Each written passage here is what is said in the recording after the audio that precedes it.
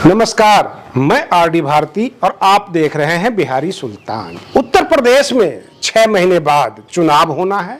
उत्तर प्रदेश देश का सबसे बड़ा राज्य है और ये चुनाव केंद्र को प्रभावित करता है। कहते हैं ना कि जिसके हाथ में उत्तर प्रदेश है उसके हाथ में पूरा देश है।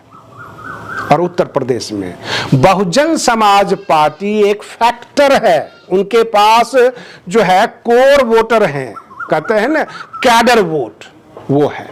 बहन मायावती जी सर्व समाज को आह्वान करती हैं, सर्व समाज को लेकर चलती हैं, लेकिन उनके आलोचकों का यह कहना है कि वो ब्राह्मणों के पैरों में लीन है। इस तरह की वो आलोचना करते हैं। लेकिन मैं बता दूं कि बहन मायावती जी ना किसी की चमचागिरी करती हैं, ना किसी की बुराई करती हैं, किसी भी जाति के खिलाफ वो नहीं बोलती और ना किसी जाति के बारे में किसी प्रकार की कोई ज्यादा चमचागिरी करती है। हाँ, अगर वो परेशान है, शोषित है, वंचित है, चाहे वो किसी भी समाज से हो, सर्व समाज से हो, बहुजन समाज से हो, SC ST OBC माइनॉरिटीज से हो, ब्राह्मण हो, जो शोषित वंचित है उसके हक में बहन मायावती जी बोलती है।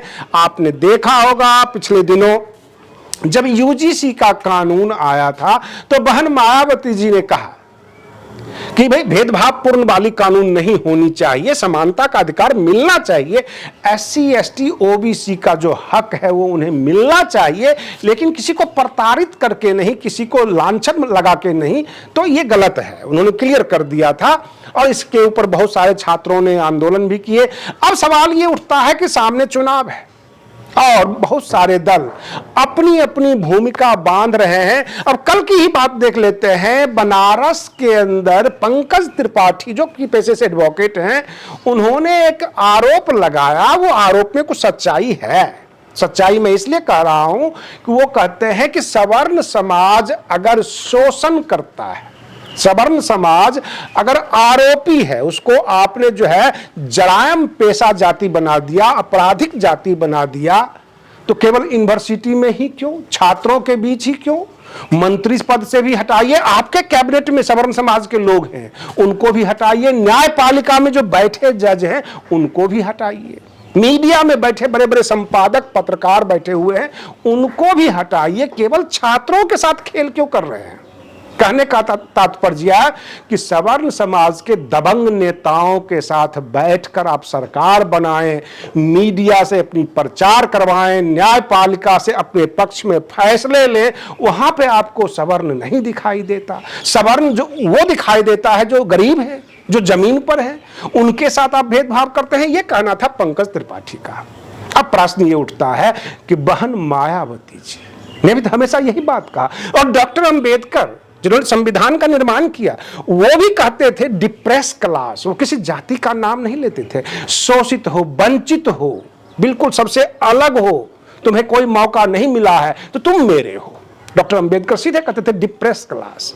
अब डिप्रेस क्लास में जो अछूते थे, जो अछूत थे समाज के नजर में, उन सबको लिया गया। तो SC ST OBC माइनॉरिटीज, अति पिछड़ा, इनमें ज्यादा मिला और इनकी संख्या हो गई और जाति आधारित एक व्यवस्था बनाई गई संविधान के अंदर कि ये तमाम लोग कुछ ज्यादा ही पिछड़े हैं, कुछ ज्यादा ही अछूते हैं, समाज में अनटचेबिलिटी में आते हैं, उनको आरक्षण की व्यवस्था किया गया अथवा जो भी संवैधानिक लाभ देना होगा उसको आगे लाने के लिए वो किया गया।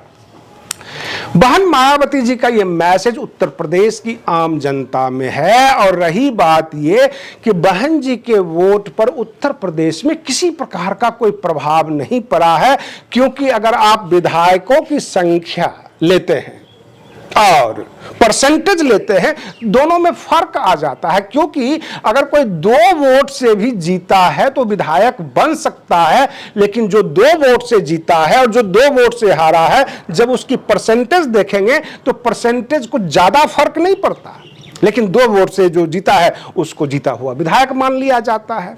तो बहन मायावती जी का जो बसपा का वोट है उत्तर प्रदेश में आज भी पूरी तरह से टाइट है और 2027 के चुनाव में ये प्रभावित करेगी।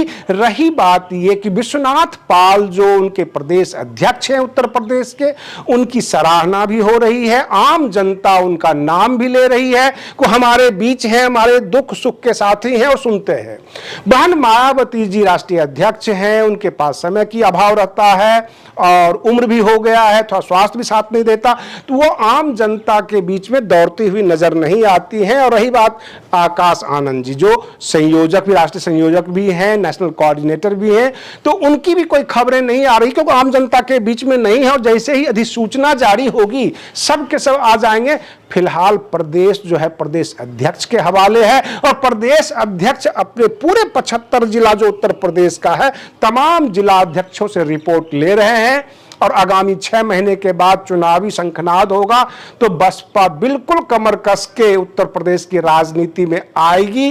और इसके लिए जो भाजपा है, कांग्रेस है, समाजवादी पार्टी है, सबके सब नजरें गड़ाए हुए हैं। भाजपा कोई न कोई ध्रुवीकरण का मामला ले आएगा, कोई धार्मिक मामला ला सकती है, ये डर भाजपा का है जो आम मतदाताओं का कहना है। अब आगे की रणनीति क्या होगी इस पर विचार कर लेते हैं, क्योंकि सामने 6 माह के बाद चुनाव है। तो कांग्रेस, समाजवादी पार्टी और वहां पर जो भी कुछ सेकुलर पार्टियां हैं जिनको वो जोड़ सकते हैं वो एक तरफ होंगे। बहन मायावती जी ने एक बार नहीं कई बार साफ कर दिया है कि हम किसी के साथ गठबंधन में नहीं जा रहे हैं। भाजपा सत्ता में है, सत्ता पक्ष है।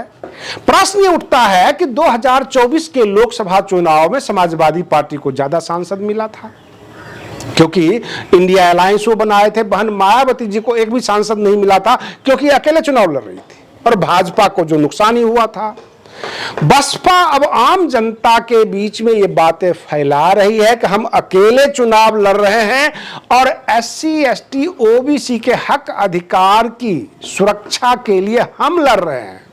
जो इंडिया अलायंस ने एक नैरेटिव फैलाया था कि संविधान खतरे में है, तो बसपा का यह कहना है कि जब तक हम आपके बीच खड़े हैं संविधान के ऊपर किसी प्रकार का नुकसान नहीं होने देंगे, संविधान पर हमला नहीं होने देंगे, संविधान बदलने नहीं देंगे।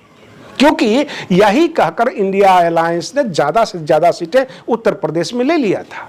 रही बात ये, कुछ मीडिया कर्मी बार बार ये बातें फैलाने की कोशिश करेंगे कि हम तो कहते हैं उन्हें इंडिया अलायंस में आ जाएं, लेकिन वो आते नहीं है। सच ये है कि बहन मायावती जी भी नहीं जाना चाहती और ये कोई आमंत्रित भी नहीं करते। और रही बात जबरदस्ती अपने मन से जा नहीं सकते, ये आम जनता से बचने के लिए, पत्रकारों के सवालों से बचने के लिए बार बार ये कहते हैं कि उनको इंडिया अलायंस में आना चाहिए। सवाल ये उठता है कि आम जनता ये जानती है और ये सवाल कर देती है कि SC ST OBC के हक अधिकार के लिए एक identified अंबेडकरवादी party Bahujan Samaj party है और आपके मंच पर नहीं है, तो आप में क्या कमियां हैं, ये सवाल होता है इंडिया अलायंस के सामने। और उससे वो बचने के लिए कह देते हैं कि बहन जी को तो हम बुलाते हैं वो आते नहीं है, ये बचाव के रास्ते हैं और कुछ नहीं। भाजपा ये चाहती है कि किसी प्रकार का धार्मिक ध्रुवीकरण हो, हिंदू मुसलमान हो जाए तो मुस्लिम अल्पसंख्यक वोट थोड़ा सपा ले जाएगा, थोड़ा बसपा ले जाएगा और टोटल वोट हम ले जाएंगे। और इससे बचने की पूरी कोशिश करती है बसपा। जब जब धार्मिक ध्रुवीकरण होता है तो कहती नहीं, धार्मिक पीच पे नहीं, जातीय पीच पे आइए और हम बताते हैं कि SC ST OBC माइनॉरिटी में कितना दम है, वो सत्ता में ला सकते हैं, सत्ता में तैयार कर सकते हैं।